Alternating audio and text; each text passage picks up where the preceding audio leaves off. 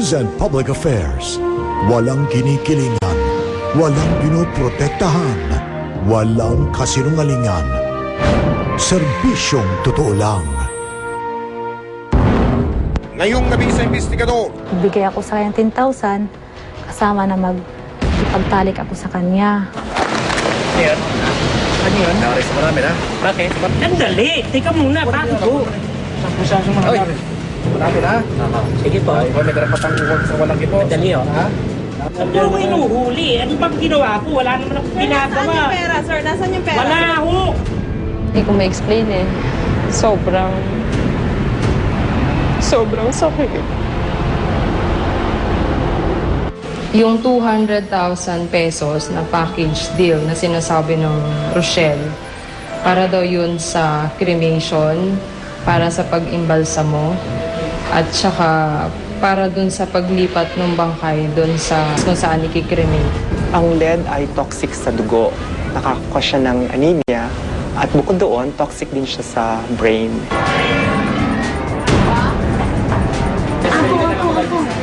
Ako inom! It helps na rin knowing that I have an extra magic. So, whether it really works or not, but it won't hurt naman if we use it. Energized, energy jewelry. Pag may suot ako ng bracelet yun, meron din akong kwintas. Parang malakas. Yung binili ko nga na 1-2, sa kanila nasa 250 lang. Pwede mo patawaran 200. Alam niyo bang fake yung binibenta nyo? Kung hindi ka sasama, pupusasan kita, pagpilitin kita. Bakit? Tangka mo na! Hindi na! Ano yan? Magandang gabi po, ako si Michael Riquez at ito ang investigador. Huwag kayong bibitiw dahil ang mga kwentong isinusumbong nyo sa amin, hindi namin tatantanan.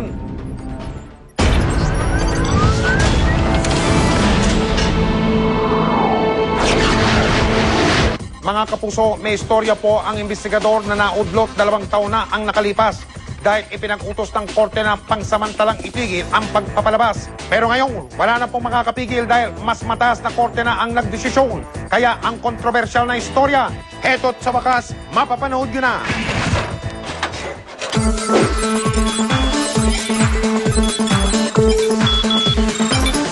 Ikalabing-6 ng Hunyo ng taong 2007, may kontrobersyal na istorya ang investigador na nakatakdang ipalabas.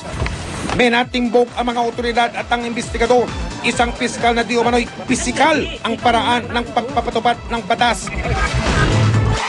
Bago may sampa ni piskal ang hawak na kaso, pera at puri raw ang hinihingi niya sa nagrereklamo.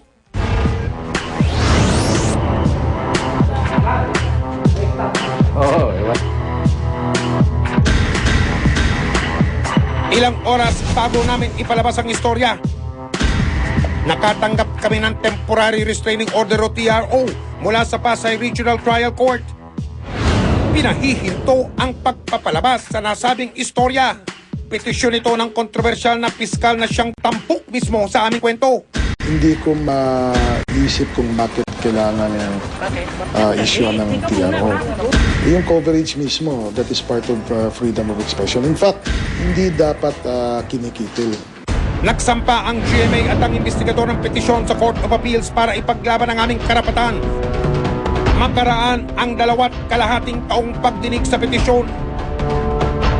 Nagpalabas ng desisyon ang Court of Appeals. Ang hatol, we find merit in the petition as we uphold the constitutional right of free speech and expression of the petitioner. Kaya ngayon, narito na ang istoryang muntik na ninyong hindi mapanood. Bakit? Andali! Teka muna, bakit ko? 10 taon ng residente ng lungsod ng Pasay si Aina. Nung nakaraang taon, may nakaaway siyang kapitbahay sa unang pagkakataon. Noong una, papahiram ako sa kanya ng pera. Tapos, may ugali siya na tuwing sisingilin mo siya, siya pang matapang. So, wala noon, umiiwas ako sa kanya.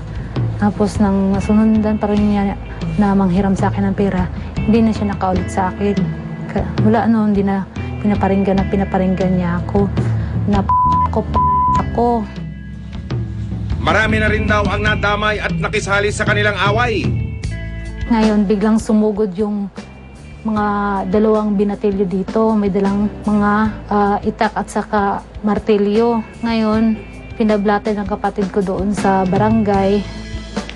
Hindi na makatiis si Aina kaya inireklamo niya ang babaeng kapitbahay sa barangay. 3 beses dininig ng lupon ang alitan nila pero hindi mapagkasundo ang 2 panig. Kaya napagpasyahan ng lupon, nabigyan na sila ng certification to file action para isampa ang kaso sa piskalya.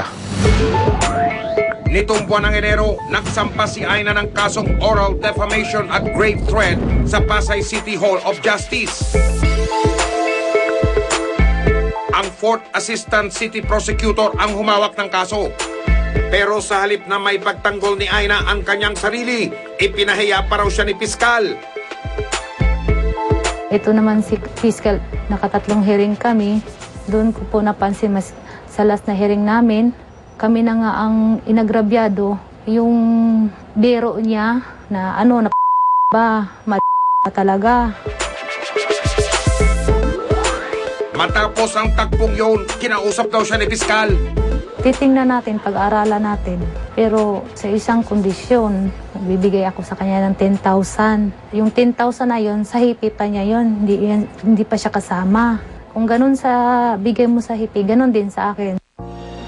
Pero binigyan naman daw siya ng option number 2. Bigay ako sa kanya 10,000, kasama na magipagtalik ako sa kanya.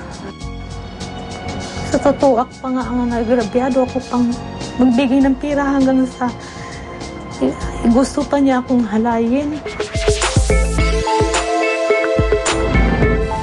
Sa halip na makipagkita si Aina sa Piskal, sa action center ng investigador siya dumiretso. Dahil dito, sinimula namin kilalanin ang inireklamo ni Aina na Piskal ng Pasay, si Atty. John Geisler F. Imperial.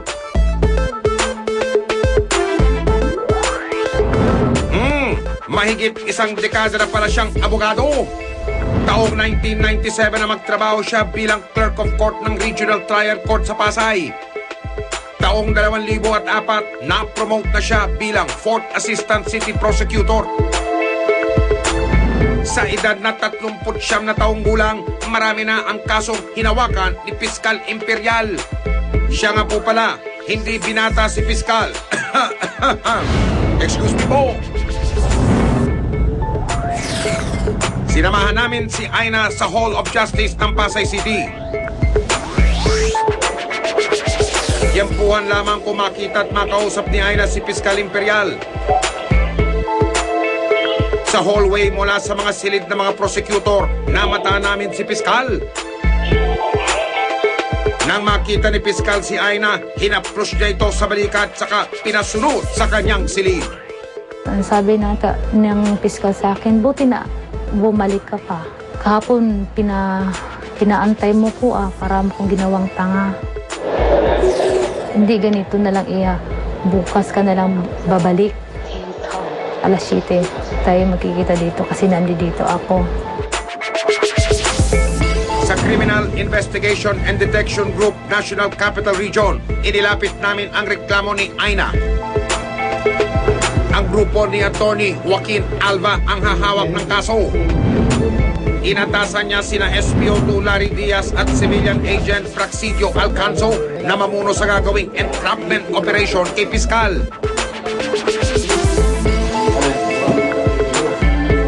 Pinagplanuhan na ang gagawing entrapment kay Piskal Imperial.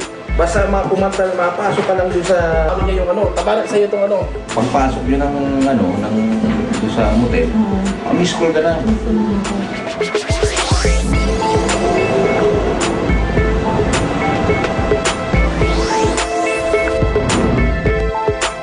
Pagdating sa Hall of Justice ng Pasay, wala si Piskal. Sabi ng 2 guardia, baka lumabas, baka kumain lang. Tamang-tama, dumating si Piskal Imperial. Agad naman silang pumasok sa opisina nito. Nung naglalakad na kami papasok, hinawakan niya kamay, hinila pa nga ako. Holding hands ang style ni Piskal. Lagot na kay Mrs. Pagpasok sa silid ni Piskal, iniabot na ni Aina ang kondisyong hinihingi ni Piskal Imperial. Hiniram ko na nga.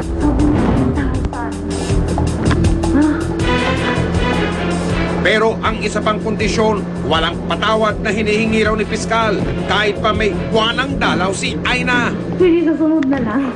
Talagang binilang niya yung pera, inipon niya, pinataas niya ng 100 tapos pinasok niya sa drawer. Nag-decide talaga siya na dalhin talaga ako doon sa motel. Susunod, Huli, ano bang ginawa ko? Wala naman akong ginagawa. Nasaan yung pera, sir? Nasaan yung pera?